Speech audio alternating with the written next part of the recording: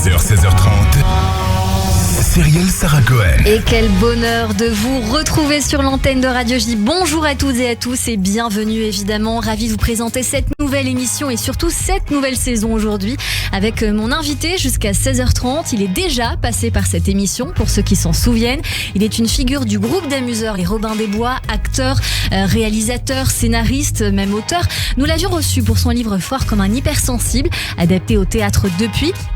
Maurice Barthélémy a depuis sorti un livre, Sexologie, mais il vient nous voir pour L'Expérience, sorti aux éditions Plomb, un livre qui porte bien son nom quand on pense à la vie et à ce qu'on en fait. Allons voir alors de plus près avec notre invité sur Radio J. 15h, 16h30, Cyrielle Sarah Cohen. Radio J. Bonjour Maurice Barthélémy. Bonjour Cyrielle. Merci beaucoup d'être mon invité aujourd'hui. Vous êtes tout bronzé, ça fait plaisir. Vous étiez où cet été ? Alors j'étais en Espagne, dans le sud de l'Espagne, et je suis remonté du côté de Porquerolles, au large de Porquerolles, et j'ai terminé au Cap Ferret. Eh bien ça c'est des bonnes vacances. Moi j'ai mal. eu 2 mois, les auditeurs le savent, on a pris le temps de faire une pause pour enfin bien se retrouver. C'est notre cas aussi, j'ai envie de dire, parce que vous êtes venu nous voir il y a à peu près 2 ans, on va dire ça comme ça. Vous venez nous faire découvrir L'Expérience, mais vous étiez venu pour nous faire découvrir votre livre qui est Fort comme un hypersensible. C'était le 1er novembre 2021, voilà je vous le dis. Ah, ça me paraissait Depuis... beaucoup plus tôt. Beaucoup plus tôt. Ouais. Et non, ça fait quand même un petit moment, du D'accord. temps et du chemin depuis, je crois. Vous n'avez pas changé, mais je crois que moralement, il s'est passé quelque chose. Est-ce que je me trompe ? Je dirais que oui, le fait d'avoir vécu cette expérience du bouquin Fort comme un hypersensible, ça a libéré quelque chose chez moi qui a débouché finalement sur la sortie de ce livre. C'est-à-dire que c'est un peu la suite sous forme de roman à Fort comme un hypersensible. On va en parler dans un instant, mais à quel moment vous êtes devenu un penseur occasionnel pour ceux qui vous suivent sur Instagram et qui peuvent se délecter de vos observations du jour, si on peut dire ça comme ça? À partir du moment où j'étais accro à Instagram et que je passais beaucoup de temps, petit à petit, je laissais des petites pensées comme ça sur Insta.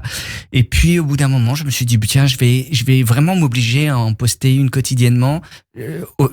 En fait, j'en ai sorti un bouquin chez Plomb et j'aime bien l'idée de s'obliger à synthétiser une pensée du moment et j'y prends beaucoup de plaisir. Et j'ai même envie de dire que vous vous obligez aussi à avoir une mécanique parce que écrire tous les jours, poster quelque chose tous les jours comme ça, c'est aussi un peu s'obliger à avoir un cadre. Exactement. Et surtout, ça oblige à formuler ce qu'on ressent sur l'actualité, sur un ressenti, sur un événement. Et j'aime bien ça. J'aime bien parce que ça oblige à se tordre un tout petit peu l'esprit et ne pas se laisser...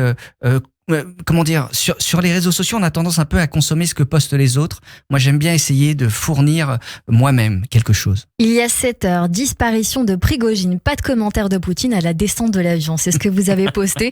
Donc, c'est vos observations, Maurice Barthélémy, sur l'actualité, sur la vie tout court. On va démarrer cette émission avec une petite nouveauté. D'accord. 3 mots pour vous représenter, vous décrire aujourd'hui. Ah, alors 3 mots. Alors moi, je dirais équilibre. Je dirais légèreté et je dirais bonheur. Légèreté et bonheur. Eh bien, on va en parler dans un instant dans cette émission, ou plutôt à la fin de cette émission, puisqu'on aura une petite surprise, comme à chaque fois évidemment, un petit portrait. On verra si ça colle avec votre personnalité, en tout cas ce qu'on a découvert dans l'émission, mais en tout cas, on va se rafraîchir la mémoire avec le début, toujours le début, puisqu'on vous a déjà reçu. Maurice Domingue Barthélémy, vous êtes né un 23 mai à La Paz, en Bolivie. Vos parents, Gérard et Mimi Barthélémy, ont fait Sciences Po, tous les deux. Votre mère était attachée culturelle avant de devenir autre chose par la suite. Votre papa, il est devenu menuisier, il est passé par la case de l'Algérie. Votre mère, elle, était professeure d'espagnol avant de devenir conteuse. Je ne vous ai pas posé la question la dernière fois, j'ai réécouté notre émission. Quelle influence, finalement, vos parents ont eu sur vos choix dans la vie? Ce sont des gens qui ont fait des choix très radicaux, très brusques, des changements de braquet. Mon père qui était diplomate, qui décide de devenir menuisier. Ma mère qui était femme de diplomate, qui devient prof d'espagnol, puis conteuse. Donc en fait, ce qu'ils m'ont amené ce qu'ils m'ont apporté, c'est ne plus avoir peur de prendre des risques. parce que clairement eux ils en prenaient tout le temps. Donc je dirais que c'est ça qui m'ont transmis. Votre papa a priori a fait la guerre d'Algérie. Oui. C'est ce que vous m'aviez dit la dernière fois, Maurice Barthélémy. Forcément, je vous sais un petit peu sensible sur des sujets comme les mémoires transgénérationnelles. J'ai envie de vous poser la question, est-ce que cela a laissé quelque chose en vous? Ça a laissé la prise de risque aussi, parce que vous venez de l'évoquer, oui. L'envie d'aller sur le front. Oui, et puis surtout, je dirais, mon père était un homme très pudique et je crois que ça, c'est quelque chose que j'ai récupéré de lui. Et puis ça a laissé aussi pas mal de secrets, parce qu'il est parti avec tous ses secrets. Quand il est revenu de la guerre d'Algérie, il n'a pas voulu en parler. Et ça, je sais que ça a laissé plein de zones d'ombre entre mon père et moi. Et je crois aussi il m'a transmis ça, c'est-à-dire cette capacité de créer, de diviser un peu ma personnalité, c'est-à-dire que moi il y a plein de je partitionne quoi, vous morcelez. Je morcelle, voilà exactement. Ouais. Et donc les gens ne connaissent pas tout de moi parce que voilà, j'ai tendance à garder certains petits mais si je peux me permettre, Maurice Barthélémy, oui. Vous vous libérez avec les années. Je peux me permettre, parce que dans Fort comme un hypersensible, c'est quelque chose que pour un homme peut-être on n'a pas forcément envie de revendiquer. Je crois que vous en avez parlé de ça. Justement, c'est une force de l'avoir libéré, cette parole-là. Ouais, moi ça me fait du bien en tout cas, le fait de dire oui, je suis hypersensible, mais l'hypersensibilité n'est pas ce que vous croyez. C'est pas que le fait de pouvoir fondre en larmes, parce que moi par exemple je ne fonds pas en larmes, mais l'hypersensibilité c'est une hyperinformation. Donc ça m'a permis en fait de parler de moi et surtout qu'il y ait des gens qui puissent se reconnaître dans ce profil-là et qui ont fait par la suite leur propre recherche et découvrir des choses sur eux-mêmes. Donc je me suis senti utile, ouais. On va y revenir évidemment avec ce livre L'expérience, mais on va recommencer encore dans les premiers pas avec un départ que vous nous expliquiez la dernière fois, pas forcément évident dans la vie. Ça, je répète pour les auditeurs qui nous rejoignent, parce que on a envie toujours de passer par la case du début. Vous naissez avec un virus, une maman peu aimante au départ, un papa assez absent. Vous grandissez en naviguant de pays en pays avec eux, du Sri Lanka, en Haïti, au Maroc, au Honduras, en passant par Miami, pour finir à Verberie, en Picardie. Aujourd'hui, avec le recul que vous avez, et après ce livre encore une fois, quelle enfance vous diriez que vous avez eue? Alors je corrige juste une chose, ma maman était aimante, mais elle a eu une dépression postpartum, ce qui fait que elle s'est pas vraiment occupée de moi à ma naissance. L'enfance que j'ai eue, c'est une enfance... J'avais des parents très 68ards, donc ils me laissaient un peu faire tout ce que je voulais. Et je dirais que j'ai eu une enfance très riche, mais très peu sécurisante. Et par la suite, quand j'ai été voir une psy, ça m'a permis de qualifier un peu cette éducation qui était une forme de maltraitance par manque de sécurité. Alors j'en veux pas du tout à mes parents parce qu'ils ont fait ce qu'ils ont pu, mais je me suis senti en fait totalement lâché quoi, très tôt. C'est-à-dire que, je vous donne un exemple, à 7-8 ans, je prenais le train quand j'étais en Picardie et j'allais à Paris, et je prenais le train tout seul et je rejoignais mes cousins qui habitaient à Levallois-Perret, tout seul. Oui, donc vous étiez un petit Maurice très indépendant. Hyper indépendant, mais c'est surtout mes parents m'ont mis les clés en main très tôt. Et à 7 ans, ils m'ont dit, tu as l'âge de raison, maintenant tu fais ta vie. Et donc, j'ai vécu seul à partir de 14-15 ans. J'ai pris l'avion, comme je le racontais dans le bouquin précédent. Comme ça, je suis parti au Honduras à 12 ans et j'ai repris l'avion tout seul. Et ma mère m'a dit, change à Miami et essaye de pas rater l'avion pour Paris. Ce genre de choses qui peuvent paraître rigolotes, mais sur le coup, ils étaient hyper flippantes à l'époque. Et donc, c'est vrai que ça a déclenché chez moi pas mal de peur. Et par ailleurs, ça m'a permis aussi de me prendre en main très rapidement. Ce qui est paradoxal, parce qu'il y a les peurs, mais il y a aussi le fait d'affronter justement cette liberté et de pouvoir vaquer de gauche à droite. Donc paradoxal, mais en tout cas présent. À quel moment vous avez envie de prendre des cours de théâtre, Maurice Barthélémy, et à quel moment cette rencontre se fait avec les planches? Assez tard, enfin quand je dis tard, c'est après le bac. Moi, j'étais au lycée Jacques Decour dans le 9e et je ne savais pas du tout ce que je voulais faire de ma vie. J'avais aucune idée. Et une tante me dit, mais pourquoi tu vas pas faire des cours de théâtre? Tu ouvres ta gueule depuis que t'as l'âge de 6 mois. Donc j'ai dit, ok, mais ça va pas me plaire parce que évidemment j'avais plein d'a priori. Et puis je suis rentré dans un cours de théâtre et en 2 heures, c'était une évidence absolue qu'il fallait que je fasse ce métier. Donc c'est à partir de 18 ans que je suis rentré dans un petit cours de théâtre et que ça a commencé pour moi. Vous avez un souvenir marquant de carrière? Ah bah oui, par exemple. Les premiers pas. Les premiers pas, je dirais que oui, c'était des répétitions pour le Festival d'Avignon qui avait lieu à 3h30 du matin. Et parce qu'on avait, il y avait que ce créneau de libre pour répéter dans la salle. Et donc, on répétait déjà avec les futurs Robin des Bois. Donc, il y avait Marina Foïs, Jean-Paul Rouve, Pef Martin Laval et les autres. Et on répétait à 3h30 du mat'. Et on avait chaud, on était fatigué, mais c'est des souvenirs géniaux parce que c'est tellement bizarre, tellement atypique que ouais, c'était rigolo. Là, on est entre les années 90 et 2000. Ouais. Vous devenez membre alors de cette troupe comique Robin des Bois, mais qui au départ ne s'appelle pas comme ça. Ça s'appelle The Royal Imperial Green Rabbit Company. Vous êtes sur Canal+, par la suite, sur Comédie. Vous êtes avec toute cette clique, Pierre-François Martin Laval dit Pef, Marina Foïs, Pascal Vincent, Élise Larnicole, Jean-Paul Rouve. Et au départ, vous êtes tous élèves du cours de théâtre d'Isabelle Nanty au cours Florent. Et je crois qu'elle va même vous donner un petit coup de pouce. Parce qu'elle va vous propulser vers le succès en jouant avec vous. Oui, c'est ça. C'est-à-dire que c'était notre prof. Elle avait peut-être 4-5 ans de plus que nous. Elle l'a toujours d'ailleurs. Et elle s'est proposée de jouer avec nous dans cette pièce qui était complètement barjo, quoi. Et elle jouait la maman et nous, on était les sales gamins qui jouions à Robin des Bois. Et ça a été non seulement effectivement un vrai coup de pouce qu'elle a fait pour nous, mais c'est surtout c'est Isabelle, quoi. C'est-à-dire c'est quelqu'un qui n'a aucun plan de carrière, qui fait vraiment selon ses envies, et le nombre de personnes qu'elle a aidées dans ce métier, mais franchement on pourrait lui décerner la Légion d'honneur, quoi. On est bien d'accord. Ça s'appelait Robin des Bois, une pièce d'à peu près Alexandre Dumas. On va vous voir par la suite quotidiennement dans plusieurs rôles avec la troupe, sur la chaîne Comédie, dans La Grosse Émission pendant 2 ans, grâce à Dominique Farrugia, puis sur Canal+, dans l'émission Nulle part ailleurs. Est-ce que vous diriez que vous étiez les dignes successeurs des Nuls ? Alors, à l'époque, on n'avait absolument pas du tout cette conscience-là, hein, parce que vraiment, nous, on se pensait mais des nains par rapport aux Nuls. C'était notre référence, hein, des Nuls. Ouais. Mais il se trouve que par la suite, le fait que voilà, il y a eu ce rapprochement entre Farrugia, Chabat, Chantal Lobby et nous, fait que c'était un peu nos grands frères, nos grandes sœurs, quoi. Et donc moi je dirais qu'on est plus leurs petits cousins, mais c'est vrai que c'était une référence absolue pour nous. Ouais. Est-ce qu'il y a une chance de vous revoir tous ensemble ailleurs qu'à Burger Quiz ? Je pense pas, a priori, ou alors au restaurant où on ira dîner ensemble, mais pas d'expérience Robin des Bois ensemble, parce que je vais être très franc avec vous, je pense que l'humour évolue. L'équipe dans les années 2000, voilà, elle développait un certain type d'humour qui aujourd'hui serait peut-être un peu passé si on devait refaire des trucs ensemble. Donc non, il vaut mieux prendre plaisir à se voir, s'amuser de temps en temps, discuter sur le fil WhatsApp, mais ça doit s'arrêter là.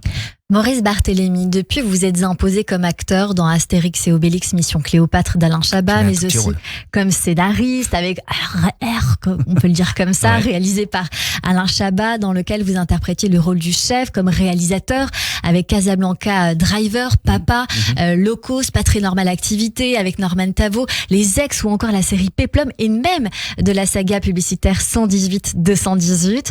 Le dernier film dans lequel vous avez joué, c'est Zai Zai Zai Zai de François Desagna. Est-ce qu'il y a un projet de film en tant qu'acteur ou réalisateur ? Réalisateur, oui.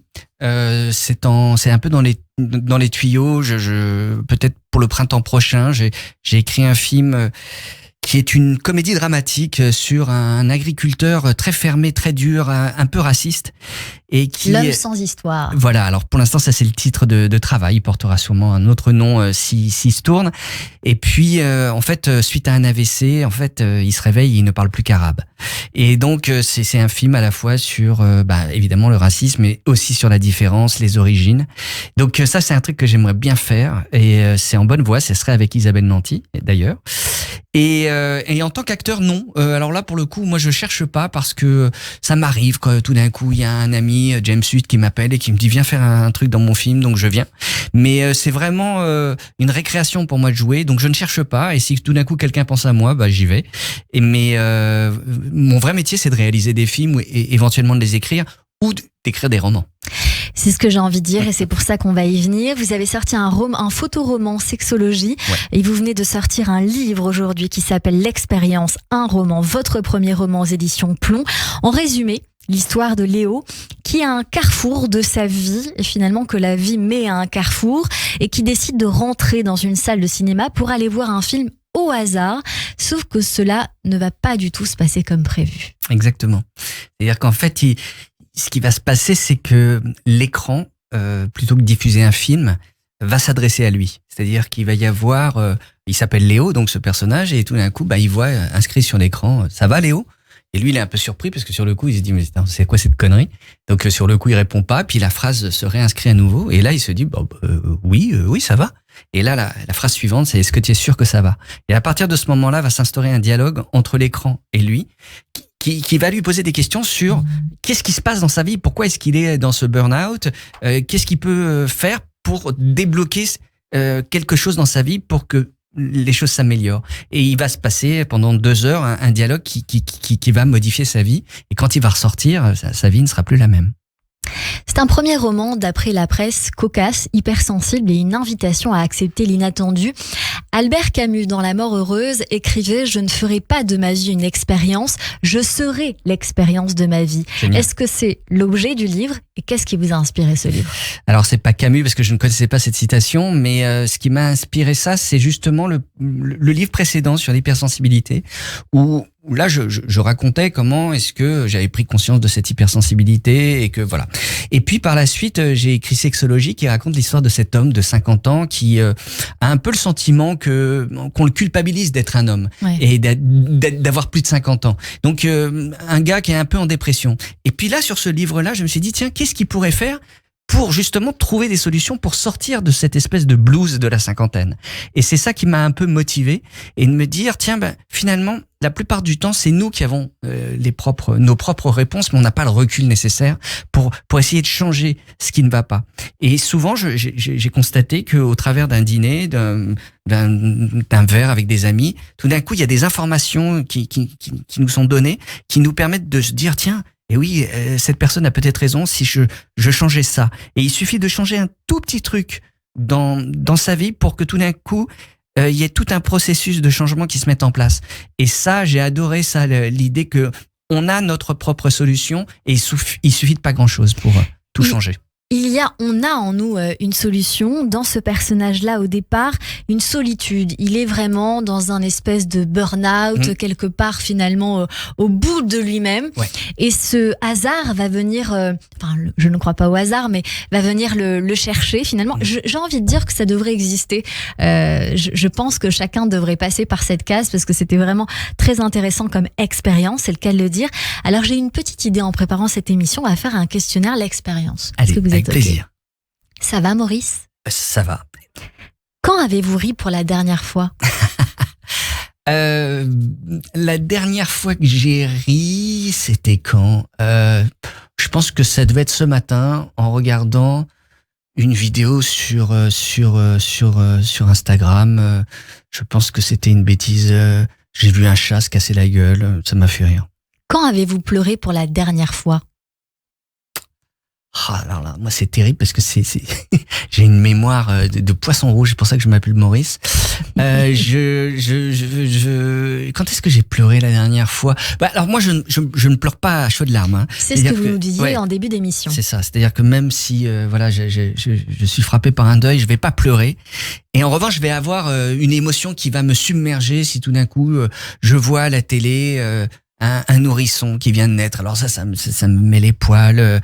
Alors je ne sais pas précisément la dernière fois que j'ai été très très très ému, mais je pense que c'était un sujet à la télévision qui était tout à fait anodin parce que en fait moi l'émotion quand tout d'un coup je vois des images fortes, je me mets dans une situation de défense et je ne pleure pas. Et en revanche quand je vois quelque chose d'un peu anodin, l'émotion me submerge. Donc voilà, pardon, je ne suis pas très précis, mais ça devait être une émission comme ça, un sujet tout bête. Quand vous êtes-vous senti coupable pour la dernière fois ? Il y a peut-être 7 minutes. C'est-à-dire que je suis arrivé un peu à la bourre à votre émission. Je m'étais promis d'arriver à moins de quart. Là, je suis arrivé à moins 5. Et ben là, je me suis senti coupable. Ça, c'est ma vie. C'est-à-dire, je me sens coupable pour un oui, pour un non. Je me sens coupable de mal dire au revoir à un ami, de mal dire bonjour à une dame qui est derrière un comptoir. Bref, la culpabilité est quelque chose qui me colle à la peau. Et c'est vraiment quelque chose que j'essaye de me débarrasser au maximum. Quand avez-vous eu peur pour la dernière fois ? Quand est-ce que j'ai eu peur la dernière fois Oh la vache, c'est fou, c'est un questionnaire que j'ai moi-même rédigé, je suis incapable d'y répondre.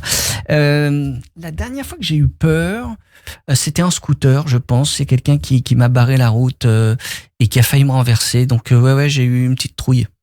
Quand vous êtes-vous senti en vie pour la dernière fois ? Alors là, je vais vous répondre très franchement, là, en ce moment. C'est-à-dire que je me sens en vie en permanence. Chose qui n'était pas évidente avant. C'est-à-dire que j'avais tendance à vivre soit dans le passé, un peu dans la culpabilité du passé, soit dans la peur du futur, mais pas dans l'instant. Et là, depuis quelques années, depuis que j'ai 45 ans passés, là, maintenant j'en ai 54, donc une dizaine d'années, là vraiment j'essaye de profiter de chaque instant, du moindre truc, de me dire c'est cool, c'est chouette, et comme si j'avais la notion du temps qui passe et qu'il faut en profiter. Donc je dirais que c'est là le plaisir que je prends à faire votre émission. Pour le reste, rendez-vous dans le livre.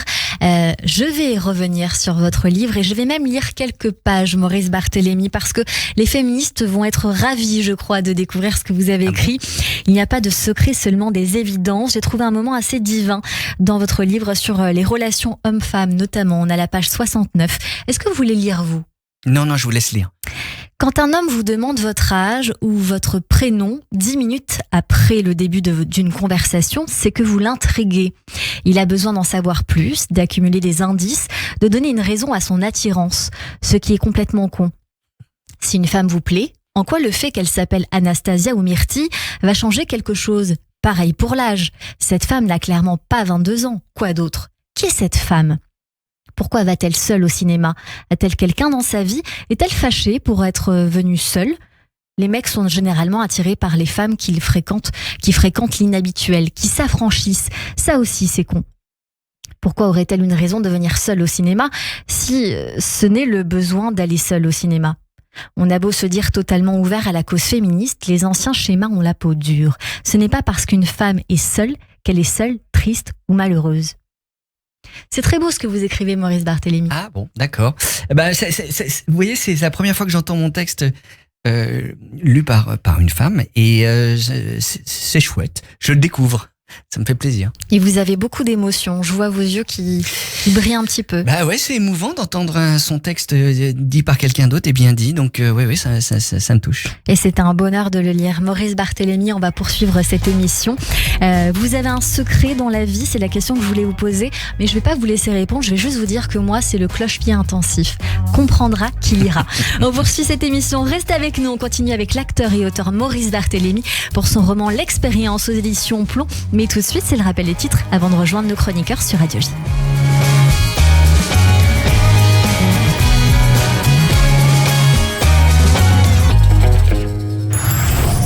15h, 16h30, Cyrielle Sarah Cohen. Radio J.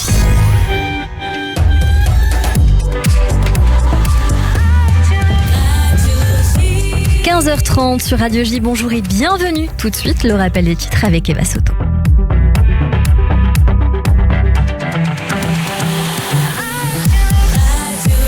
Bonjour Eva.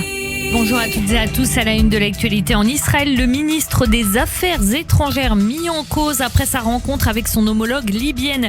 Les discussions entre Eli Cohen et Najla Mangouche ont eu lieu la semaine dernière à Rome. Une rencontre historique selon le ministre israélien, vu que les deux pays n'ont aucune relation diplomatique ou même commerciale. Oui, mais voilà, en la rendant publique, il a mis son homologue libyenne en danger. Le ministère a bien supprimé ses messages sur les réseaux sociaux, mais les médias israéliens avaient déjà reçu la nouvelle et sans aucune mise en garde à propos du fait de divulguer cette information au grand public. La Papouasie-Nouvelle-Guinée va ouvrir une ambassade à Jérusalem la semaine prochaine. Ce sera la première représentation diplomatique du pays en Israël. Le bureau du Premier ministre James Marapé a confirmé la nouvelle ce matin. En politique intérieure, le ministre israélien des Finances accepte de débloquer des fonds pour les villes arabes. À l'issue d'une réunion qui a duré 5 heures hier soir, les responsables des communautés arabes qui ont rencontré Bezalel Smotrich se sont dit optimistes sur une issue favorable. Le coût de la vie en Israël est le plus élevé de tous les pays développés du monde. C'est ce qui ressort des données de l'OCDE. Pour l'année 2022, les prix étaient 38% plus élevés que la moyenne des pays membres de l'Organisation de coopération et de développement économique. La Suisse est juste derrière Israël, suivie de l'Islande et des États-Unis. Dans l'actualité internationale, Emmanuel Macron salue l'ambassadeur de France au Niger.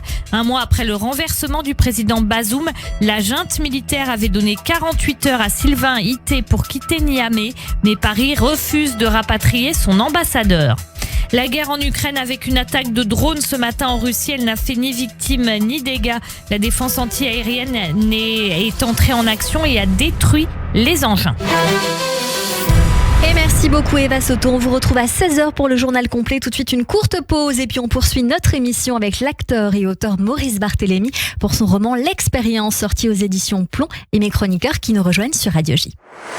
Radio J. Bonjour, c'est Lise Gutmann. Le 10-11, Lise Gutmann. Ravie de vous retrouver tous les matins au programme Judaïsme, divertissement, communauté. Radio J. Le Monde présente La grande histoire des rois de France, une collection prestigieuse et illustrée. De Clovis à Louis XVI, retrouvez toutes les grandes dynasties royales qui ont écrit l'histoire de France et dessiné ses frontières. La grande histoire des rois de France, le numéro 1, Charlemagne, 2,99€ seulement chez votre marchand de journaux. Radio J. Radio J. Radio J. Radio J. 15h, 16h30. Cyrielle Sarah Cohen. De retour sur l'antenne de Radio J, merci de passer votre après-midi avec nous jusqu'à 16h30 avec mon invité aujourd'hui, Maurice Barthélémy, venu nous voir pour son roman L'Expérience aux éditions Plomb. Et dans cette partie d'émission, Maurice, on va s'intéresser à toute la culture que vous aimez ou qui pourrait vous plaire. Et tout de suite, Emma Scali nous emmène au théâtre. Et mes acclamations, mon enthousiasme, viva notre bienfaiteur. Olé, olé, olé. Au théâtre. Bonjour Emma. Bonjour Cyrielle, bonjour Maurice Barthélémy. Bonjour.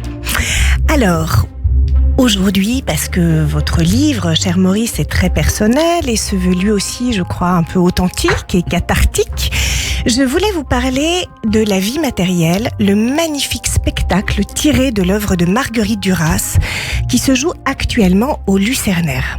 Alors, comment se présente la pièce ? Eh bien, à l'apogée de son œuvre, Marguerite Duras, interprétée par la prodigieuse Catherine Artigala, nous plonge dans une confession intime et passionnante. Sur le ton de la confidence, elle fait le bilan de sa vie personnelle et artistique. L'enfance en Indochine, la relation à sa mère, ses lieux fondateurs, sa sexualité, ses amours, son rapport à l'alcool, au féminisme, être mère, amante, femme au foyer, le lien à l'injustice, à la célébrité et sa rencontre avec Yann Andrea. C'est un destin hors norme qui se joue sous nos yeux dans un partage artistique offert à cœur ouvert.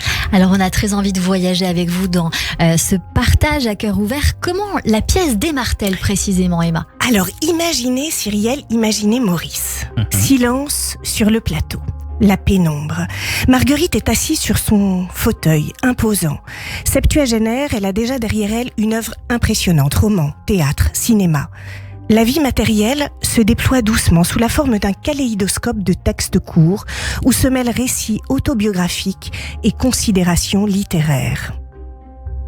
Le décor est rustique, avec quelques accents bourgeois, c'est calme. Le lieu d'un esprit réfléchi où durant toute la représentation, 3 types de dialogues vont s'ouvrir. Le premier met en scène l'écrivaine et ses souvenirs. Une sorte d'échange avec elle-même où elle se remémore quelques bribes de son existence. Le deuxième concerne son lien avec le public, entre parole et écoute, entre adresse et réception. Tout est orienté vers cet autre que nous, les spectateurs, nous incarnons dans le noir. Un autre qu'elle ne voit pas mais qu'elle sent et auquel elle se confie dans une authenticité bouleversante. Et puis le troisième type de dialogue nous ramène à la célébrité, une interview, l'intime versus l'extime. Et puis il y a la dépendance à l'alcool. Et le registre change. Nous passons de l'intérieur à l'extérieur, de la confession à la déclaration, du soi, à l'entre-soi, dans une mise en scène plurielle où l'impossible devient réel. Ce qui signifie, Mascali, que la mise en scène, donc, joue un rôle très important. Absolument, Cyrielle, un rôle primordial même. Le monologue est articulé en différents tableaux qui convoquent diverses temporalités dans un même espace. Le décor ne change pas, c'est le récit en fait qui nous permet de voyager dans le temps fixe quand Marguerite évoque les personnages que l'on peut rattacher à la publication de son œuvre, mouvant quand il s'agit de rencontres et d'amour. Et toujours actuelle, voire politique, quand elle dénonce la condition des femmes. Si bien que William Mesguich, le metteur en scène, nous présente une Duras qui dénoue le lien qu'elle entretient au monde. Il met en lumière ses peurs et ses convictions dans un quotidien qu'elle peine à maîtriser, se lovant dans la sensualité. Un parcours lumineux vers le plaisir mêlant la transgression à la grâce, comme un coup de poing asséné au conformisme bourgeois et confortable. En conclusion, Emma Scali. En conclusion, endosser une personnalité aussi exceptionnelle sans imiter le modèle, le pari était osé. C'est vrai. Mais il est gagné. Ce que Catherine Artigala nous donne à voir, c'est ce qu'elle imagine personnellement de Duras, de sa façon de se mouvoir, de respirer et d'être tout simplement. C'est hallucinant de vérité. L'actrice devient MD. Comme elle le dit, par son incarnation. Elle s'impose instantanément à nous en évitant toute tiédeur pour faire ressortir la vibration ardente de Marguerite. L'âme agit. L'âme de Marguerite s'incarne littéralement en Catherine. Et comme l'âme agit, eh bien la magie, au sens des magiciens, tout à fait Cyrielle, opère alors dans une présence qui nous fait cadeau de la vérité d'un être double, un monstre sacré qui combine l'intelligence et la subtilité de l'autrice à la sincérité et la conviction de l'actrice. Une heure de fulgurance poétique, une plongée au cœur de la sublimation. Et pour finir, je voudrais juste vous offrir cette musique de Barbara sur laquelle s'achève le spectacle. Du plus loin que me revienne l'ombre de mes amours anciennes, du plus loin du premier. Je crois qu'on a très envie d'y aller, Maurice Barthélémy.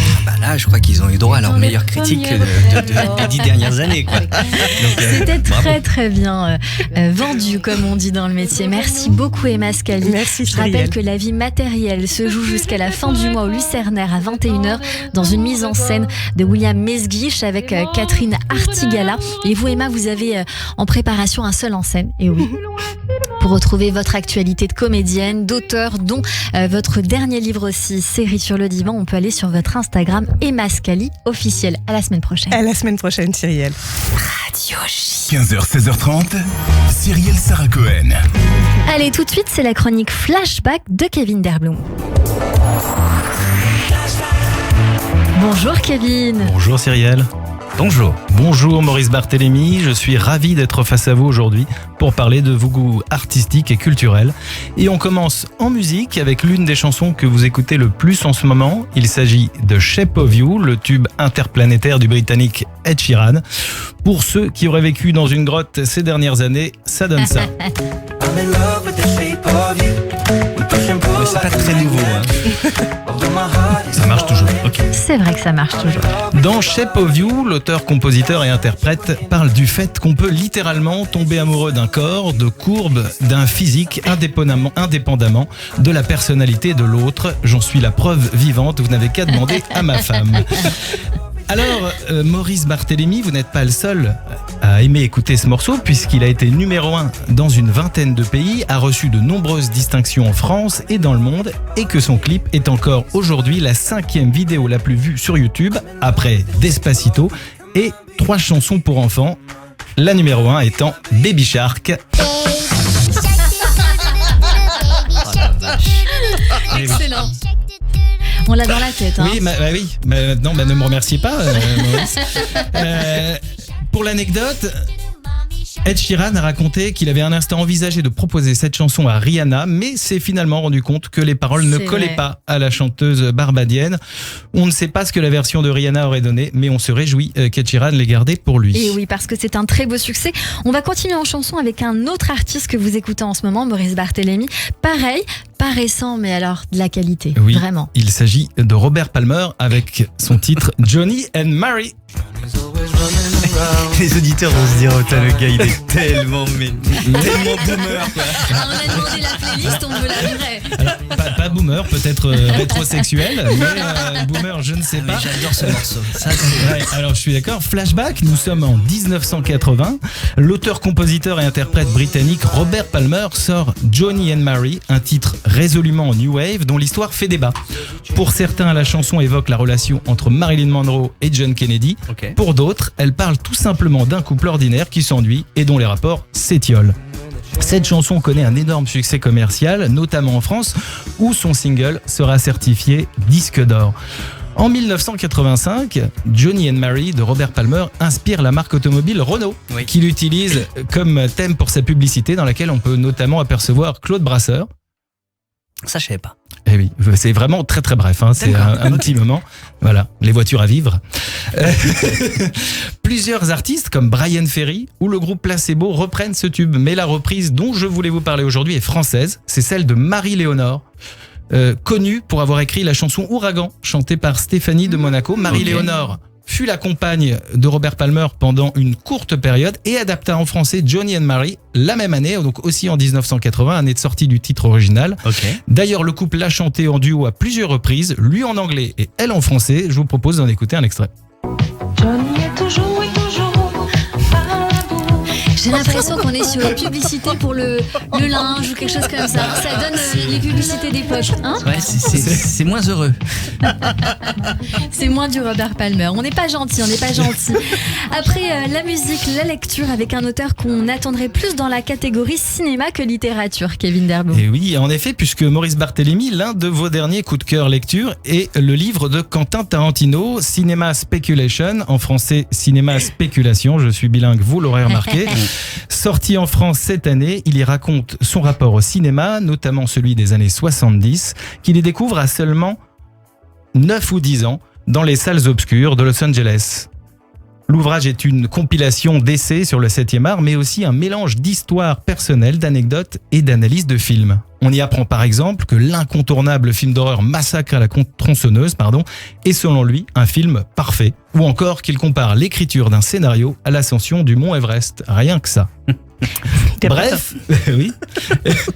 Bref, un livre à mettre entre les mains de tous les cinéphiles et les amoureux de Quentin Tarantino, l'un des réalisateurs les plus applaudis de sa génération. Il semblerait qu'il soit aussi talentueux en tant qu'écrivain puisque son livre a été gratifié du prix Fitzgerald, une récompense française décernée chaque année à des romans ou des nouvelles qui reflètent l'esprit du romancier américain Francis Scott Fitzgerald. Pourquoi vous avez aimé ce livre précisément, Maurice Barthélémy? Parce qu'en fait, c'est une mine d'or d'informations. En fait, il raconte plein d'anecdotes, comme vous le disiez. Et Kevin, il y a de tout, quoi. C'est jamais ennuyeux, c'est jamais donneur de leçons. Il n'est pas en train d'expliquer comment faire du cinéma. Il raconte comment est née sa passion du cinéma. Comment lui, c'est quelqu'un qui était un fou de cinéma. Il l'est toujours. Hein. Et donc c'est juste passionnant parce qu'on peut vraiment s'arrêter, reprendre. Donc voilà, je le conseille chaudement. Et une annonce à faire, je crois, Kevin Derbo. Oui, côté cinéma, Quentin Tarantino prépare son 10e film, The Movie Critic. Qui sera peut-être le dernier, non? C'est cela. Ouais. C'est ce que. Il a annoncé comme étant le dernier. Il a annoncé ça, que ça allait être le dernier. On y suivra les aventures d'un journaliste cinéma à la fin des années 70, officiant dans un magazine porno. Après cette dernière œuvre, il souhaite donc prendre sa retraite cinématographique. Il a alors modestement annoncé « J'ai travaillé au plus haut de mon art et je veux laisser derrière moi un corpus majeur. Je veux me retirer invaincu. » C'est génial. Il semblerait également qu'il souhaite faire travailler Bruce Willis pour incarner, pour son dernier film. Effectivement, qu'il avait déjà fait tourner en 1994, évidemment, que tout le monde connaît dans le génial Pulp Fiction.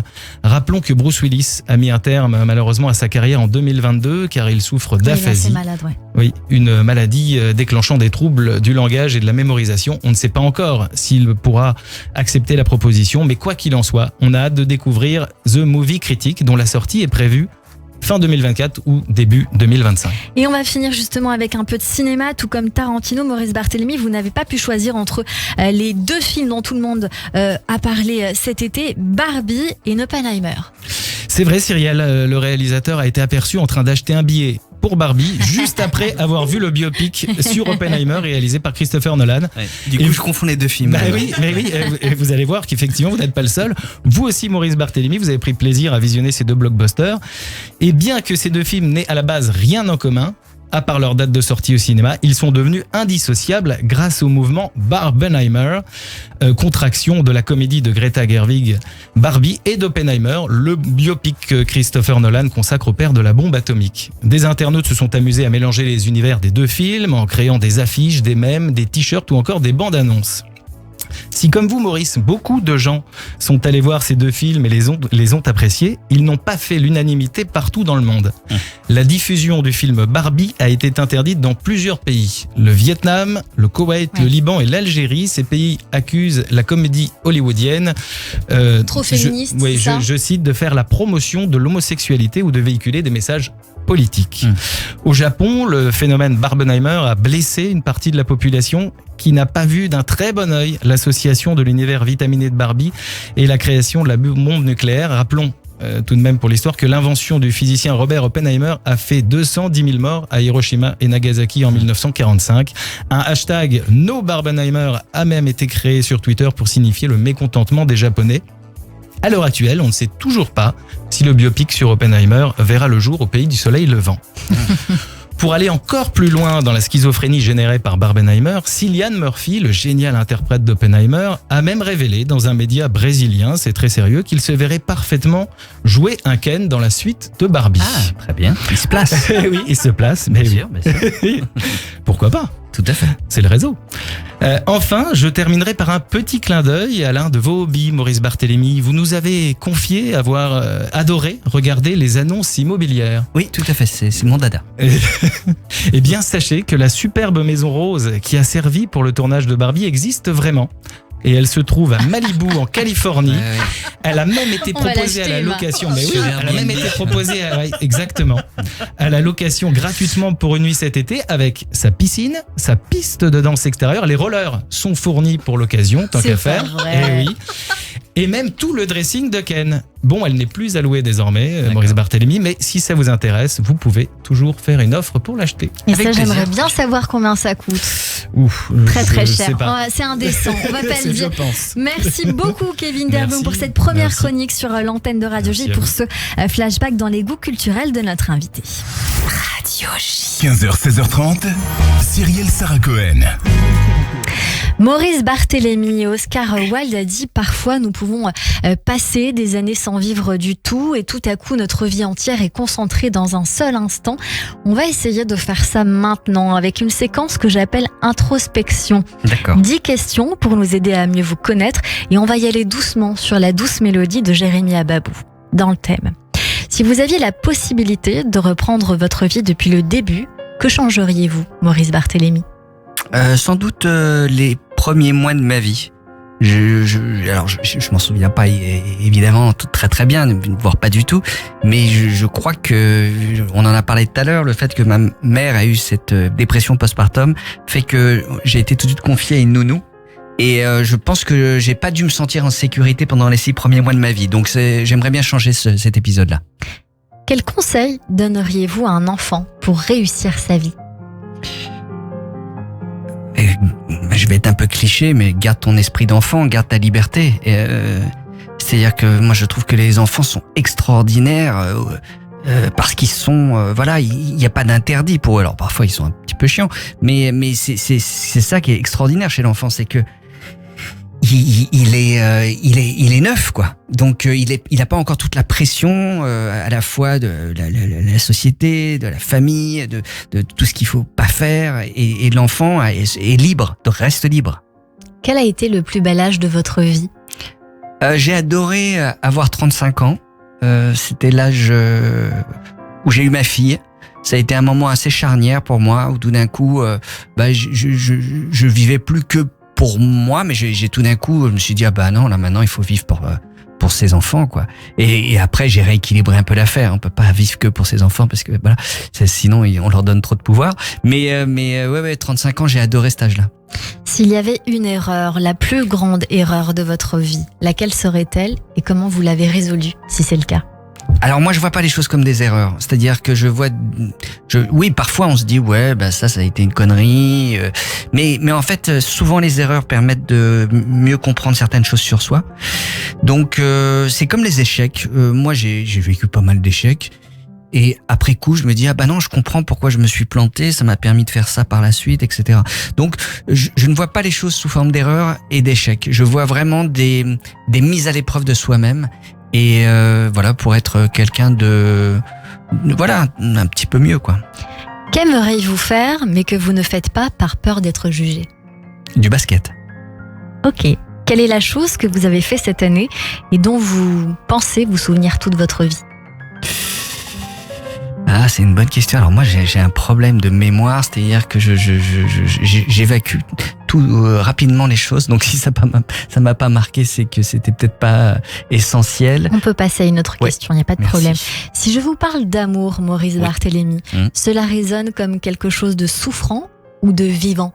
Ah, de vivant. Je ne suis pas quelqu'un qui dit facilement je t'aime, mais en revanche, c'est quelque chose qui pour moi compte énormément. C'est la raison pour laquelle je me suis fait tatouer un symbole d'amour sur mon bras, pour me rappeler que finalement il y a que ça qui gère le monde. Et donc non, c'est quelque chose de très présent et très important. Si vous pouviez changer une chose sur votre corps ou votre personnalité, qu'est-ce que ce serait? Mes cheveux. Ok. Mes boucles. Vos boucles qui sont plus très présentes. Elles sont intérieures. Intérieures, il y a eu une radio qui a été faite et ils ont découvert des cheveux dans ma tête. Voilà. Si vous étiez président, Maurice Barthélémy, quelle serait la première mesure que vous prendriez? Alors, on m'a posé cette question il y a pas très longtemps sur France Inter. Est-ce que vous me permettez de redire la même chose? Parce que je pense que c'est important. Avec grand plaisir. En fait, je pense qu'il faudrait absolument baisser les billets de train. Je vais être très pragmatique, on n'est pas du tout sur... mais baisser les billets de train de moitié pour favoriser vraiment le déplacement des Français, des Françaises à travers la France entière, que ça soit un moyen de déplacement démocratique pas cher qui permettrait de réduire la consommation de pétrole et surtout vraiment de désenclaver plein de villes, de faire que Paris soit moins le point central et de créer surtout des interconnexions entre les villes. Je trouve ça absurde aujourd'hui de passer par Paris si on vit à Bordeaux et qu'on veut aller à La Rochelle. Donc en fait, je baisserai le budget de l'armée pour justement remettre de l'argent dans les réseaux ferroviaires et faire en sorte que on puisse se déplacer et que ça soit aussi simple que de prendre le métro ou le bus, de prendre le train. Et il y a d'ailleurs une taxe absurde aujourd'hui sur le train qui fait que les billets de train coûtent plus cher à cause de ces taxes que de prendre un billet d'avion. Il est temps que ça s'arrête. Une dernière question. Le mec, il a été incollable sur... Incollable, mais je vois que vous avez très bien travaillé votre dossier. Je pense que vous pouvez mais je vais me lancer, monter un dossier de campagne. Non, je suis parti là. Je suis à fond. Pour finir, Maurice Barthélémy, après votre mort, qu'aimeriez-vous que les gens retiennent de vous? Qu'ils m'oublient. Et parce que je pense que voilà, c'est le principe de quand on meurt, voilà. Après, moi, j'ai une conscience que la mort n'est pas la mort, quoi. C'est-à-dire, je pense que c'est un passage. On va vers autre chose, je ne sais pas quoi.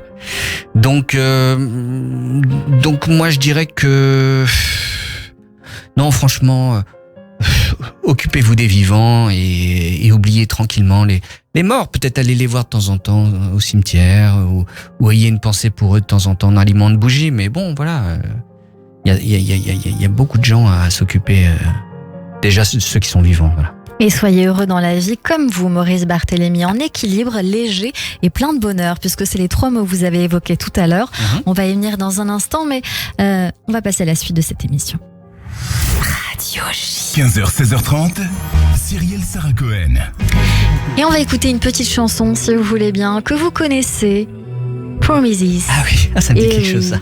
On aurait pu en parler dans la chronique Flashback, puisque vous étiez dans le clip réalisé par Olivier Dahan, chanson des Cranberries. On va se faire un petit plaisir et puis vous restez avec nous, bien sûr, dans un instant, notre coup de cœur du jour, notre expert Joseph Agostini pour le portrait de notre invité, et puis la pause, bien sûr, et puis le journal de l'information. Restez avec nous.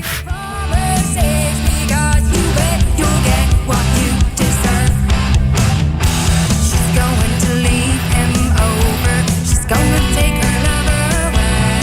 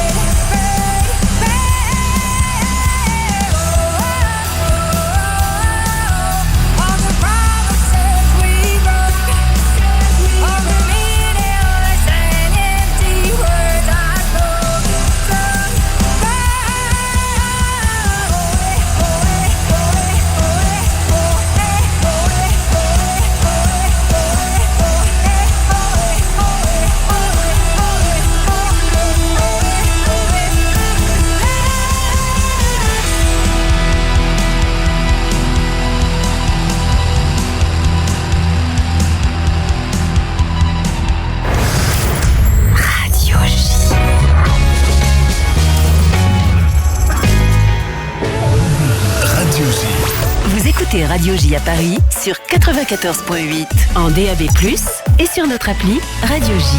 Radio J. Chaque semaine, et particulièrement en période de tension, l'hebdomadaire Actualité Juive va encore plus loin, avec des analyses et des informations fiables, précises, objectives sur Israël, le Moyen-Orient, la lutte contre l'antisémitisme et l'actualité politique en France. Actualité Juive, France, Israël, communauté, judaïsme, mémoire, société, culture. Abonnez-vous ou réabonnez-vous en formule papier ou digital sur le site actualitéjuive.com. Actualité Juive, l'hebdomadaire incontournable de la communauté. Ça, c'est uniquement sur Radio J. Radio J.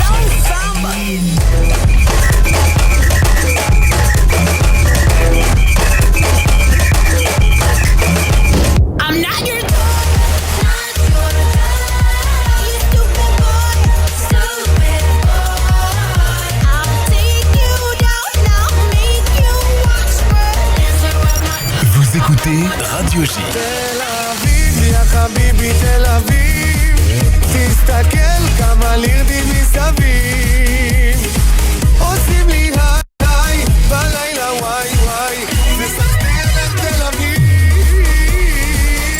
Radio J. Radio J.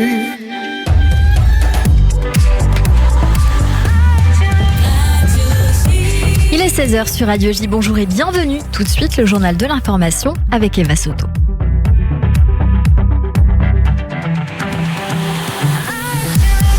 Bonjour Eva.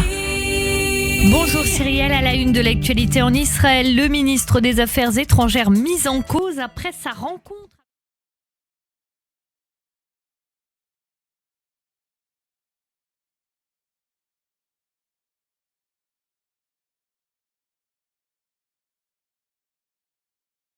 C'est parfait, hein.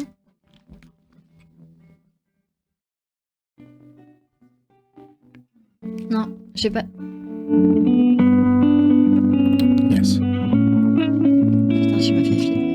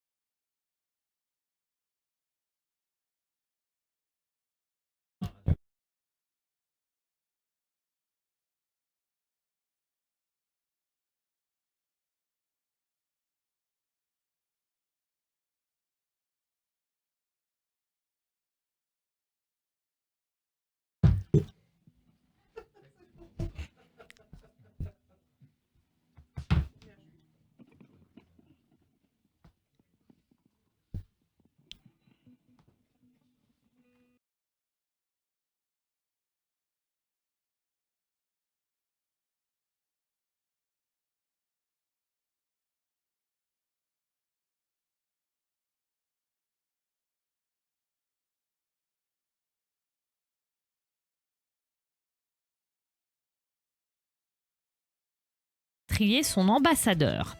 Dans l'actualité en France, la rentrée politique avec la conférence de presse du ministre de l'Éducation nationale pour le bac. Gabriel Attal a annoncé le décalage des épreuves de spécialité de mars à juin. Les élèves qui étaient assurés d'avoir leur diplôme grâce au jeu des coefficients étaient trop absents au troisième trimestre. Autre annonce phare, l'interdiction des abayas. Gabriel Attal, le ministre de l'Éducation nationale, tout à l'heure, en conférence de presse. La laïcité, c'est un devoir pour tous et c'est un droit pour chacun. Notre école est testée continuellement, nous le savons. Ces derniers mois, nous le savons, les atteintes à la laïcité se sont considérablement accrues avec notamment le port de tenues religieuses comme les abayas ou les camis qui ont fait leur apparition et se sont installés parfois dans certains établissements. La fermeté de la réponse de l'école est mise à l'épreuve par ces nouveaux phénomènes face parfois aux coups de boutoir, aux attaques, aux tentatives de déstabilisation. Nous devons faire bloc et nous allons faire bloc. Faire bloc, c'est être clair. Et j'ai eu l'occasion de le dire, l'abaya n'a pas sa place dans nos écoles. Éric Ciotti se félicite de cette décision. La France insoumise la condamne. Quant au Parti socialiste, il se pose la question de la pertinence d'une telle annonce, d'autant plus que la abaya revêt des formes très diverses. Et puis, pour finir, une baleine à bosse s'est échouée ce matin sur une plage israélienne. Elle a été aperçue vers 7h à 500 mètres à l'ouest de la plage de Gash, dans le centre d'Israël. 2 heures plus tard, la baleine mâle s'est donc échouée sur la plage au nord de la réserve de Hof à Sharon. Et merci beaucoup Eva Soto, on vous retrouve demain à partir de 14h en attendant une courte pause et c'est la suite de notre émission avec mon invité Maurice Barthélémy sur Radio J. Radio J. Bonjour, c'est Lise Gutmann. Le 10-11, Lise Gutmann. Ravie de vous retrouver tous les matins au programme Judaïsme, divertissement, communauté. Radio J. Le Monde présente La grande histoire des rois de France, une collection prestigieuse et illustrée. De Clovis à Louis XVI, retrouvez toutes les grandes dynasties royales qui ont écrit l'histoire de France et dessiné ses frontières. La grande histoire des rois de France, le numéro 1, Charlemagne, 2,99€ seulement chez votre marchand de journaux. Cette année encore et plus que jamais, de nombreuses familles de la communauté ont besoin de vous. Depuis plus de 25 ans, Mazone accompagne ces familles afin qu'elles puissent célébrer elles aussi la nouvelle année dans la joie et dans la cacheroute. Tous les ans à Rosh Hashanah, c'est plus de 2000 colis qui sont distribués, composés de 80 produits frais et de qualité. Un colis coûte seulement 60€. Envoyez vos dons à Amazon, 34 rue des Grilles, 95 500 Pantin. Ou sur mazone.org. 01 48 21 00 30. Radio J. Radio J. Radio J. Radio J. 15h, 16h30. Cyrielle Sarah Cohen. De retour sur l'antenne de Radio J. Merci d'être avec nous. Si vous êtes avec nous depuis le début de cette émission, merci pour votre fidélité. Et si vous venez de nous rejoindre, bienvenue avec notre invité aujourd'hui, l'acteur et auteur Maurice Barthélémy pour son roman L'expérience aux éditions Plomb. Et notre coup de cœur du jour aujourd'hui, Aurélien de Arrojo. Bonjour Adrien. Bonjour Cyrielle. Et bonjour Aurélien, qui est avec vous accompagné puisque vous avez un guitariste avec vous. Merci beaucoup d'être notre invité aujourd'hui. Je vais vous laisser raconter comment on s'est rencontrés parce que je trouve ça amusant. Alors on s'est rencontrés à la Closerie des Lilas à Paris, parce que je suis le pianiste de la Closerie. Et vous étiez là-bas, vous étiez venu dîner à la Closerie. Venu dîner, on s'est rencontrés là-bas. Je vous ai entendu chanter parce que voilà, vous êtes souvent là et donc on a discuté un petit peu, on a échangé nos contacts et je vous ai dit il faut venir. Et donc je suis ravie de vous accueillir. Vous êtes à la Closerie des Lilas depuis 2012. Exactement. Un endroit que j'affectionne beaucoup, comme beaucoup de gens qui nous écoutent certainement. Et vous avez une histoire assez intéressante. On va y venir dans un instant, mais d'abord comment vous êtes arrivé à chanter là-bas parce que ça fait un petit moment. Ah oui, très bonne question. Mon père a joué là-bas pendant 15 ans. Voilà.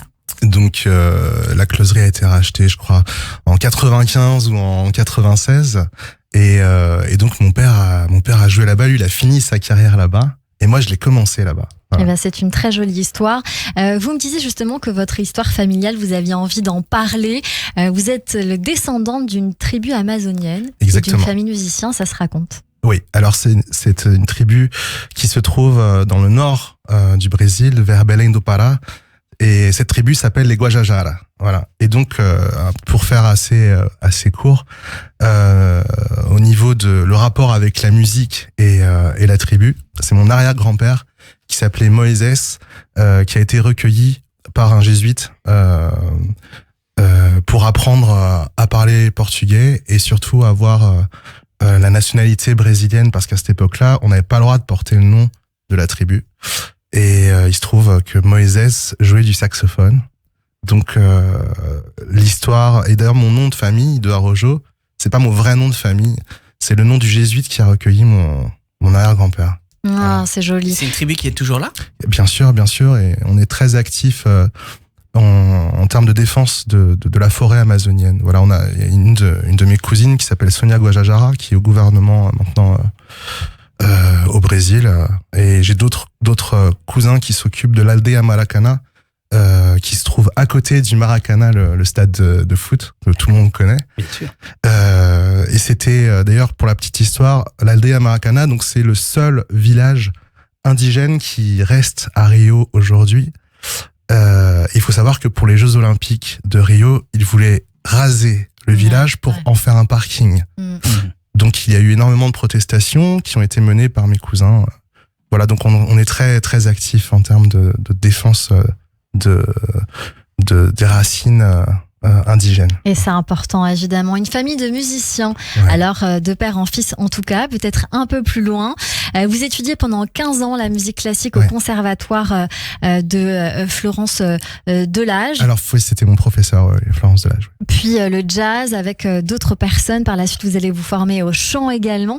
Aujourd'hui, vous êtes venu sans piano, parce que moi je vous connais au piano, mais avec un guitariste, Aurélien Fradagrada, pour un petit live acoustique. Mais vous venez nous voir surtout parce que vous adorez la musique électronique, dont vous êtes passionné, et il y a plusieurs projets. Exactement. Le premier projet qu'on a sorti avec mon binôme, parce qu'on a sorti les deux projets ensemble, nous l'avons sorti en 2020, et comme on a le sens du timing, on l'a sorti une semaine avant le confinement. Et on a dansé à la maison et c'était très bien. Drama on the Corner, il y a un titre c'est un EP de 4 titres, il me semble, que vous avez sorti en 2020. Il y a un titre que j'aime beaucoup, c'est Candide, on va écouter un bout. Drama on the Corner.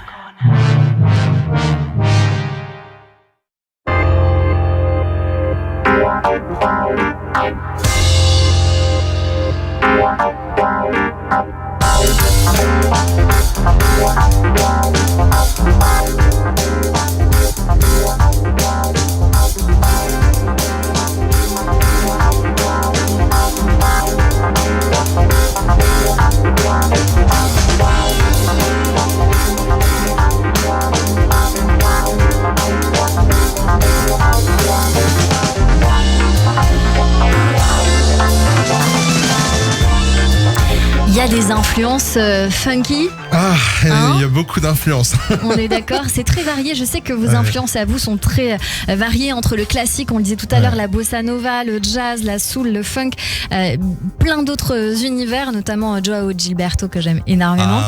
Il y a aussi Opium sur cette EP que j'ai trouvé très jolie. On écoutera peut-être plus tard. Qu'est-ce que vous faites sur ces titres ? Alors on est deux. J'aimerais parler de mon binôme aussi un petit peu, si vous me le permettez. Évidemment. Qui s'appelle Gérald Portocalis, que je salue, qui est en train d'écouter. Donc en fait, voilà, c'est un projet qu'on a monté à deux. On a commencé à jouer du jazz ensemble depuis très jeune. Pareil, on se connaît depuis qu'on est môme, qu'on a 5 ans, et puis on a décidé de jouer de la musique. Lui, il est batteur, moi je suis pianiste. Et donc toutes ces influences sont mélangées. C'est-à-dire que Gérald, lui, il a commencé à collectionner les vinyles très tôt, et à être DJ très tôt aussi. Et donc il avait vraiment cette culture beaucoup plus électro, house, funk que moi, alors que j'ai mis du temps avant de m'ouvrir à d'autres musiques. J'étais un petit peu vraiment très très concentré sur la musique classique à cause du conservatoire, et je me suis pas trop ouvert à d'autres musiques, parce qu'au conservatoire malheureusement on n'a pas forcément cette ouverture d'esprit sur les autres musiques, on va dire. Ils appellent ça musique actuelle en plus, donc. Adrien, vous avez ce projet avec 4 autres singles en prévision pour novembre, avec un concert de sortie si tout va bien, mais il y a encore un autre projet dont vous voulez nous parler, toujours sur de la musique électronique. Toujours. Alors là, on était sur de la jazz électro, plutôt sur Drum on the Corner, comme on peut l'entendre, parce qu'il y a un petit solo derrière. Et le nouveau projet qui est sorti donc cette année, au mois de février, s'appelle Iwi. YWY. Et alors pour la petite histoire, avant de vous expliquer, Iwi, c'est un mot qui est en Tupi-Guarani, donc la langue de ma tribu, qui veut dire la terre. Voilà. Et donc c'est une ode aux racines. Complètement. Ce que vous avez voulu mettre en tout cas dedans. Là, on va écouter la version anglais électro, mais vous avez envie de nous la chanter en guitare-voix avec Aurélien qui est à la guitare. Ce titre, il est en train de tourner sur plusieurs radios. Ouais. On a le droit de le dire. Bien sûr, bien sûr. Alors, il tourne sur Europe 2, là, principalement. Donc, c'est le premier titre que j'ai composé avec Gérald qui passe à la radio. C'est une petite fierté, quoi. Et puis, on a réussi à attraper des playlists sur Apple Music, New Music Daily. Voilà, donc on est très contents. C'est un bon lancement. Après, il y a tellement de chemin à faire encore, mais voilà, c'est un très bon lancement. Ça veut dire que la musique plaît. Donc, c'est très encourageant pour continuer à produire. Ah bah écoutez, vous avez peut-être envie de le faire en direct. C'est quand vous voulez, on va faire la transition, on va se la faire en français parce que là on est en train d'écouter en anglais. Française. Allez, c'est quand vous voulez avec Aurélien à la guitare.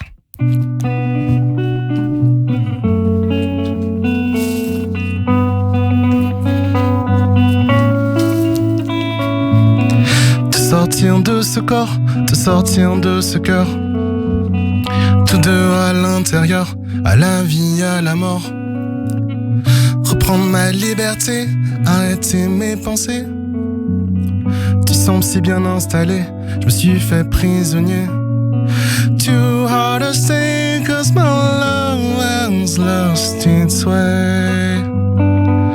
Plus je l'aime, plus je me délaisse. Too hard to stay, let me go and find my way. Plus je t'aime, plus je me déteste. Ton désir dans mes yeux me brûle à petit feu. Déménager de là avant de m'étouffer de toi. Tes peurs qui me déroutent, mes doutes qui te dévorent. En boucle dans ma tête, en boule dans ton corps. Too hard to stay, cause my love has lost its way. Plus je l'aime, plus je me délaisse. Too hard to stay, let me go and find my way. Plus je t'aime, plus je me déteste. Changer de décor, noyé de l'intérieur. Tu m'enlaces de tes mots, je me lasse de ta peau. Respirer à présent, m'en sortir vivant. Et si mon cœur guérit, alors mon âme aussi. Too hard to stay, cause my love has lost its way. Plus je l'aime, plus je me délaisse.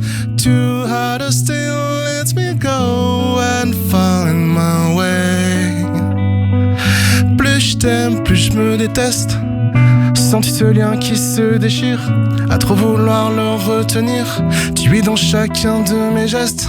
Plus le temps passe, plus il nous blesse. Sens-tu ce nous qui se délie, quand je reprends goût à la vie. Tu vis dans chacun de mes gestes.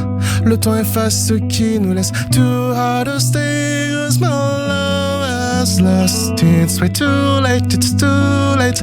Plus je l'aime, plus je me délaisse. Too hard to stay, let me go and find my way. Too late, it's too late. Plus je t'aime, plus je me déteste. Too hard to stay, cause my love has lost its way. Too late, it's too late. Plus je l'aime, plus je me délaisse. Too hard to stay, let me go and find my way. Too late, it's too late. Plus je t'aime, plus je me déteste. Bravo Adrien Barojo avec Aurélien Fradagrada à la guitare en direct. Bravo parce que c'est une performance, c'est pas évident quand on est assis, je le sais très très bien. Il y a aussi le titre You Give Me Something playlisté sur Europe 2 Énergie et bien d'autres endroits qu'on est en train d'écouter. Vous avez un album en projet pour l'année prochaine, Adrien Barojo. Vous préparez un 4e single également pour ce mois de septembre qui arrive très très vite. Vous allez commencer à jouer dès le mois de novembre. Il y a beaucoup de projets au mois de novembre. Énormément de projets. Les 2 projets que vous mettez en même temps et un autre projet également que vous avez avec votre compagne, je crois. Exactement, Alix de Castilla qui est peintre et je mets en musique sa prochaine série de peintures. C'est un projet complètement fou. J'ai une petite minute pour en parler. Bien sûr, vous êtes en direct avec elle, entre guillemets, dans le sens où elle est en train de peindre et vous composez. Exactement, il y a des micros partout qui sont en train de capter les sons pendant qu'elle peint. Et ce qui m'a inspiré, c'est l'exposition de Sébastien Salgado au Festival d'Avignon, parce que j'ai joué l'année dernière au Festival d'Avignon dans une pièce de théâtre. Et ça a été mis en musique par Jean-Michel Jarre. Et j'ai trouvé qu'il y avait dans cette exposition un silence, une concentration du public. Et c'est ce qui manque de temps en temps dans une expo, cette transe un petit peu générale. Et les enfants étaient concentrés, ils regardaient les photos de Sébastien Salgado, c'était incroyable. Et la musique de Jean-Michel Jarre avec des chants indigènes, tout ça autour de ça, je me suis dit ça pourrait être sympa de faire un petit projet comme ça. Et donc voilà, c'est le projet qui viendra en 2024. C'est une très belle idée. Pour vous suivre vos projets, Adrien vient vous suivre sur Instagram, Facebook, tous les réseaux sociaux. Adrien de Arrojo, Adrien-de-Arrojo sur Instagram, et aussi Ivy Music. Alors ça s'écrit YWY Musique avec un C. Et pour Facebook, Adrien de Arrojo, Ivy et Drama on the Corner. Je crois que tout est dit. Tout est dit. Tout est bien dit. Merci Adrien de Arrojo. Merci Maurice, très ravi de vous rencontrer, d'avoir entendu ce que tu fais. C'est chouette. Bravo.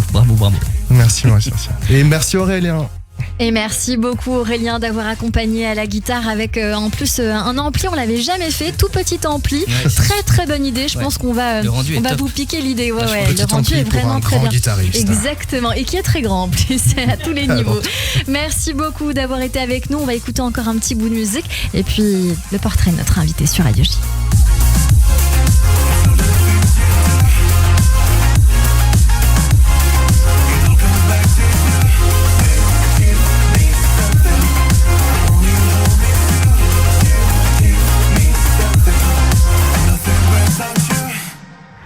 Radio J. 15h, 16h30, Cyrielle Sarah Cohen. Radio J. Radio J. Le portrait psychologique. Et comme toujours à la fin de cette émission, cela faisait longtemps que je n'avais pas dit cette phrase et quel bonheur. On a pour habitude de débriefer ces minutes passées ensemble et tout de suite, c'est donc votre portrait vu par Joseph Agostini qu'on retrouve aujourd'hui tous les lundis. Bonjour Joseph. Bonjour Cyrielle.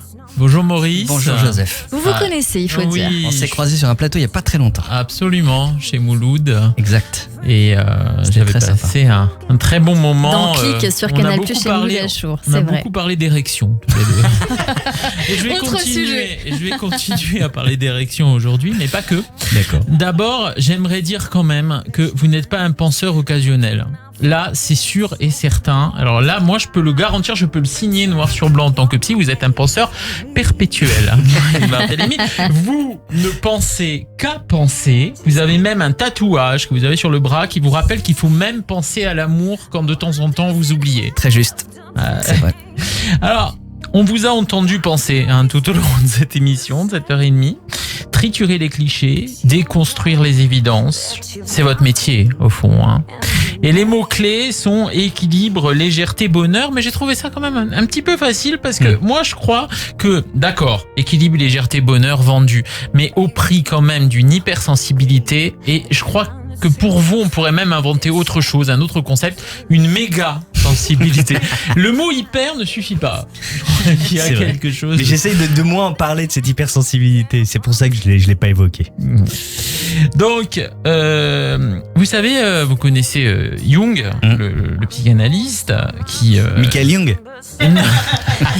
Michael Jung, absolument, et qui dans Laurent Artufel dans le Morning sur M6, donc Jung qui disait effectivement, qui parlait de l'immensité océanique, et c'est un concept de l'immensité océanique, je crois qu'il vous correspond particulièrement, parce qu'il disait que finalement, il y avait quelque chose qui dépassait la condition humaine et qui suscitait toujours une forme de ravissement.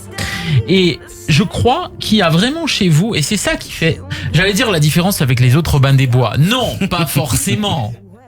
Mais c'est ça qui fait votre regard de bambin.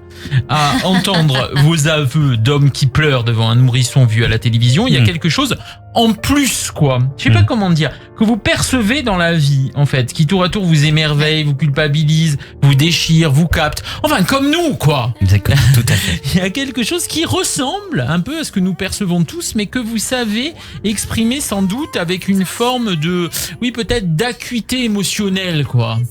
Pour parler comme un coach en développement personnel. Tout à fait, docteur. Alors, vous avez dit, là aussi, je me sens en vie en permanence. Je me sens en vie en permanence. J'ai l'impression que c'est un énorme cliché de dire ça. Mais attendez. La suite. Pas forcément, parce que ça dépend comment on l'entend, si vous voulez. D'accord. Ah oui, oula, je vous vois venir. Oui, alors comme une urgence de vivre en fait. Cette urgence qui vous empêcherait d'être un homme sans histoire. Vous savez quoi ? Je crois qu'il y a vraiment quelque chose de cet ordre. Vous ne voulez pas être sans histoire. Et il y a beaucoup de comédiens quand même qui sont sans histoire, dans le sens où c'est difficile pour eux de dire qu'à l'intérieur, il y a quelque chose finalement d'aussi passionnant que leur rôle de composition. Et je crois que vous le dites, c'est-à-dire l'émotion est quand même une épopée, quoi. Et vous nous la faites partager. Mais l'émotion de la vie. Ok, pas mal, hein. Donc. C'est vrai ou pas ? Ouais, mais j'ai du mal à le reconnaître. Oui, je sais bien. D'ailleurs, vous me regardez pas dans les yeux. Hein. Non, parce que restez timide. Oui, c'est un peu intime là ce que vous dites là, mais donc du coup j'écoute. Je suis payé pour ça. Ouais. Et il y a quelque chose du Robin des Bois des abîmes psychologiques en vous. Voilà ce que je dirais. Pas mal. Un humoriste qui aurait à la fois lu Pierre Desproges et Marguerite Duras. Ça n'existe pas. Ah bah c'est vrai, pourtant il y en a pas mal. Oui, il y en a pas mal, mais il faudrait nous donner des noms parce que vous, on le sait quoi. Quand vous parlez, on se dit il y a quelque chose. Alors, il a pas lu tout Marguerite Duras, peut-être. Non, sûrement pas. Voilà. Non, mais par exemple, mon collègue Jean-Paul Rouve est un garçon extrêmement cultivé qui lit énormément aussi. Enfin bon, bah ouais, j'ai été chercher le camarade d'à côté. Jean-Paul Rouve, c'est Les Inconnus, c'est ça ? C'est ça, exactement. Alors, il y a du fond, du recul, du ressassement parfois, mais toujours, moi je dirais, une fureur à dire, une furieuse envie de dire. Et quelqu'un qui passe de sexologie à un roman qui s'appelle L'Expérience, pour moi, c'est forcément un obsédé textuel. C'est chouette, ça je le garde, je le ressentirai. Parce que il veut voir ce qu'il y a sous les éboulis de nos désastres. Il ne recule ni devant la psychanalyse, ni devant les pannes d'érection. Bah oui, ça je devais la placer, hein. Bien sûr, c'est ce qui nous a permis de nous rencontrer. Donc, à votre sujet, Maurice Barthélémy, je dirais que vous savez à la fois être drôle et triste, comme un enfant. Ce qui n'est pas donné à tout le monde dans ce métier où on persévère souvent dans le même art, sous peine d'ailleurs de se perdre. Et vous avez fait quelque chose de la mélancolie maternelle, dont vous nous avez un tout petit peu parlé, que vous avez effleuré. Et je crois, et ça c'est une question ouverte, que je vais laisser ouverte parce que je n'ai pas la réponse, qu'on ne peut pas finalement communier avec l'immensité océanique de Jung sans avoir à un moment donné communié avec cette mélancolie maternelle. Vous avez 3 heures. On va plancher sur le sujet pour le prochain rendez-vous. Et pour tout ça, merci beaucoup parce que je pense que vous comptez dans le paysage cinématographique et littéraire et que vous avez encore des choses à dire à la différence de beaucoup dans la profession. Bah merci, voilà. merci beaucoup. Vraiment, et merci beaucoup Joseph Agostini. C'était une rentrée en grande pompe, j'ai envie de dire, Joseph Agostini. C'est le mot. Allez, merci beaucoup. On se retrouve bien sûr la semaine prochaine, lundi prochain sur Radio J. Radio J. 15h, 16h30, Cyrielle Sarah Cohen. C'est la fin de cette émission. Maurice Barthélémy, vous êtes venu nous voir pour votre roman L'Expérience aux éditions Plomb. Merci pour cet échange et un mot de la fin, un tout petit mot qui vous revient. Non, en fait, c'est un plaisir à chaque fois que je viens dans cette émission. C'est que je suis surpris à chaque fois. Moi, je viens, quand on fait de la promo, on s'attend à sortir un peu tout le temps la même chose. Et à chaque fois, je suis surpris parce que vous allez chercher là où généralement on va pas me chercher. Et merci à vous. Et merci à vous d'avoir donné, Maurice Barthélémy. Merci à l'artiste Adrien Desarrojo d'avoir été mon coup de cœur sur Radio J, accompagné d'Aurélien de Fradagrada. Je le dis bien, je suis contente sur l'antenne de Radio J, à la réalisation audio et vidéo Benjamin Arnaud. Réécoutez cette émission sur radioj.fr, nouveau site aujourd'hui sur radioj.fr. Vous allez voir, il est magnifique. YouTube, les plateformes de streaming également. Merci à toutes et à tous de nous avoir suivis. Rendez-vous demain dès 15h avec Émilie Frèche pour son roman Les Amants du Lutetia, qui a un point commun avec vous. Elle s'appelle Éléonore dans le livre et elle dit « Ça va Léo ?» Ça m'a fait penser à votre livre. Voilà, vous l'assurez. une synchronicité. À demain et belle journée à tous, toujours sur Radio J.